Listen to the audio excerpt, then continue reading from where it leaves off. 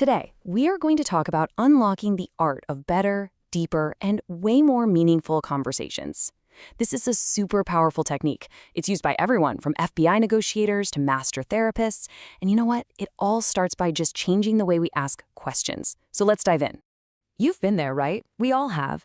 You're in a conversation, and suddenly it just hits this awkward wall. You ask a question, you get a one-word answer, and that's it. Silence. It feels like you're trying to start a fire with wet wood.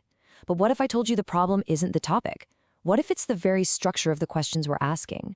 Okay, so the difference really comes down to one simple idea: walls versus bridges. Closed questions, like, did you have a good day? They're conversational walls. They're basically asking for a yes or a no, and then the conversation just stops cold. But open-ended questions, like, how was your day? Now those are bridges. You literally can't answer them with a single word. They are a genuine invitation for someone to share, to explain, and to actually connect with you. So how do we actually start building these conversational bridges? Well, the first tools in our kit are two incredibly simple but powerful words: how and what. The former FBI negotiator Chris Voss, he calls these calibrated questions, and they're designed to do something really cool. They give the other person the illusion of control, while you're the one skillfully guiding the conversation. How questions are just fascinating because they don't just ask for an answer, they ask for the process. When you ask how, you're inviting someone to walk you through their logic, through their reasoning. It makes them feel in control because, hey, they're the expert. They're explaining their world to you. This technique is an absolute game changer in a negotiation. So instead of putting up a roadblock and saying, I can't do that, Voss suggests you just reframe it as a question. How am I expected to do that? And just like that, it's not an accusation anymore. It's an invitation for them to step into your shoes, to consider your position, and to help solve your problem. The entire dynamic just shifts. Okay, so how is one half of the puzzle? The other half is its partner, the word what. What questions are all about looking forward. They're about exploring possibilities and consequences, and they let you introduce new ideas or explore potential outcomes without ever sounding confrontational. So for example, asking, what will happen if I do that? It encourages the other person to actually visualize the future. It allows them to discover potential problems on their own, which makes them way more likely to adjust their position without you having to force the issue at all. It's subtle, but it's an incredibly effective way to guide someone's thinking. All right, so we've looked at how and what, which are fantastic, but there is one phrase that communication experts everywhere consider the absolute gold standard. It's a simple 3-word invitation that can unlock pretty much any conversation you find yourself in. Tell me more. That's it. I mean, it's not even technically a question, is it?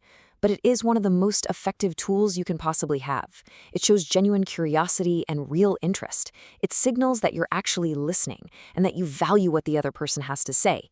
It's so versatile, it's empathetic, and it just invites the speaker to go deeper, giving you a much richer understanding of where they're coming from. But look, we have to be clear. These questions, these phrases, they aren't just clever tricks to win an argument. Their true power, where they really shine, is in shifting our goal from simply asking to genuinely understanding. This quote from Chris Voss really says it all, doesn't it? The person who's talking, they're revealing information, but the person who is actively listening, they're the one directing the flow of that information.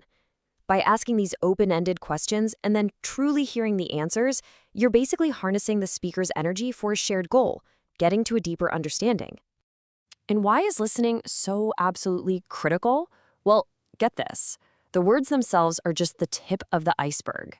Research has shown that only about 7% of any message is conveyed through the actual words. A whopping 38% comes from the tone of voice, and a massive 55% comes from body language. So if you're just sitting there waiting for your turn to talk, you're missing almost the entire conversation. So when you start to master this art, the benefits are just enormous. You build genuine rapport and trust. You uncover these deep truths and insights you never would have gotten to otherwise. You foster real human connection. It even promotes higher order thinking. And you will be absolutely amazed by the unexpected ideas that just surface when you give people the space to share. Ultimately, the best leaders, the best friends, the best partners, they aren't always the best talkers. They are the best listeners. The goal isn't just to master asking a question, but to cultivate the discipline of truly hearing the answer. So the next time you feel a conversation hitting a wall, just remember, you have the tools. The only question is, What bridge will you build?